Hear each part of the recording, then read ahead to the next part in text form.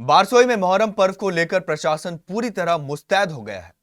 आगामी जुलूस, ताजिया और पहलाम के दौरान कानून व्यवस्था बनाए रखने के लिए बारसोई थाना परिसर में एक महत्वपूर्ण शांति समिति की बैठक आयोजित की गई।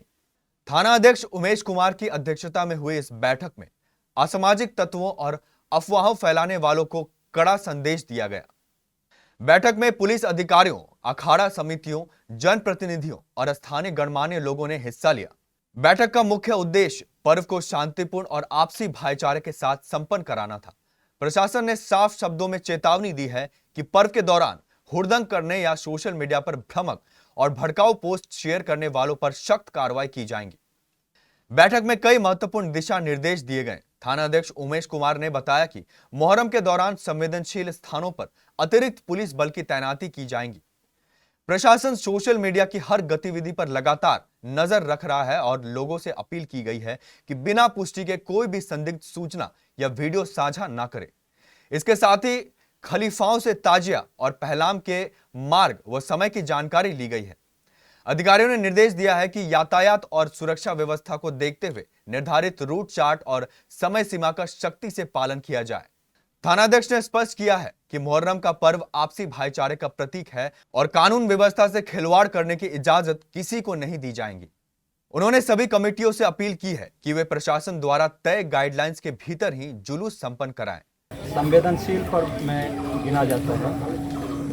उसमें कुछ कार्य है जो करने और नहीं करने के लिए एक अलग ये गाइडलाइन आया है।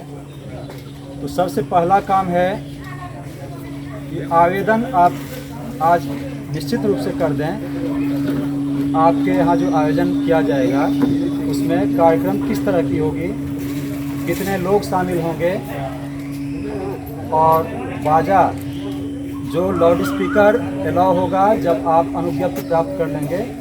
सक्षम पदाधिकारी एसडीओ साहब होते हैं, उन्हें आवेदन देंगे तो उनके आदेश से आपको लाउड स्पीकर बजाने का अनुमति प्राप्त होगा। तो लाइसेंस के साथ लाउड स्पीकर का अनुमति प्राप्त कर लेंगे। डीजे किसी भी कीमत पर नहीं बजेगा।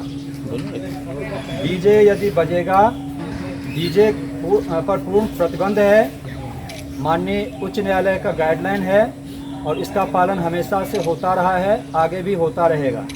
इस बात को ध्यान रखें। जो भी आयोजक हैं वो किसी अखाड़ा के खलीफा हों या करबला के मालिक हों, जो भी आयोजक हैं ये बात तय है कि लाइसेंसधारी कोई और होते हैं और उसके संरक्षक कोई और होते हैं।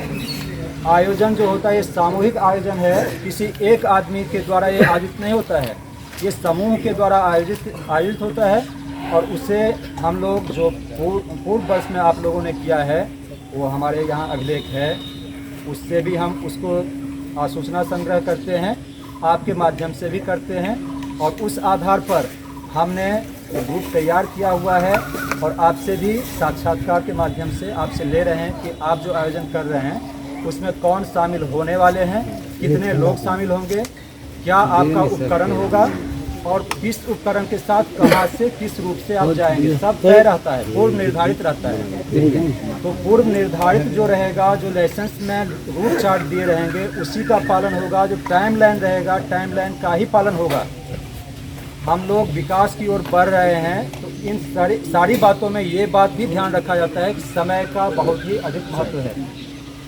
तो जो पूर्व में चला आ रहा है, जैसे टाइम आप जो दे रहे हैं उसको यदि फेल करते हैं तो उसमें आप गलत दिशा में जा रहे हैं। यदि टाइम फेल कर रहे हैं तो आपकी दिशा गलत हो रही है। इस बात को ध्यान रखेंगे।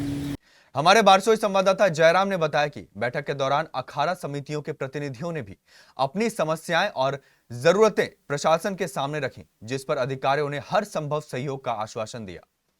जो काफ़ी उदन प्रवृत्ति के होते हैं, उनकी दिमाग किस स्थिति में रहती है कोई रीड एंड वॉच नहीं कर सकता है। जो स्थिति अभी गुजर रही है वो अपने आवेश में आकर अपना लाठी भागने की जो तैयारी, अपना जो एक्सपोज करने का उनका तरीका होता है, उस पर कंट्रोल करने के लिए कोई प्रशासनिक विभाग जिम्मेदार नहीं रहेगा। उस पदाधिकारी तो नहीं रहेंगे, लेकिन उसकी जिम्मेदारी हम सबको ही उठाना पड़ेगा कि वो अनावश्यक रूप से लाठी भागना ना करें। लाठी एक कला है, उसको दिखाना है कि कैसे लाठी खेलना। करबला है वहाँ कहाँ से आता है? वहाँ से आता है पहाड़पुर रोकलता है। जनप्रतिनिधियों और समाज सेवियों ने भी इस बात पर सहमति जताई कि वे क्षेत्र में शांति और अमन चैन बनाए रखने के लिए प्रशासन का पूरा साथ देंगे।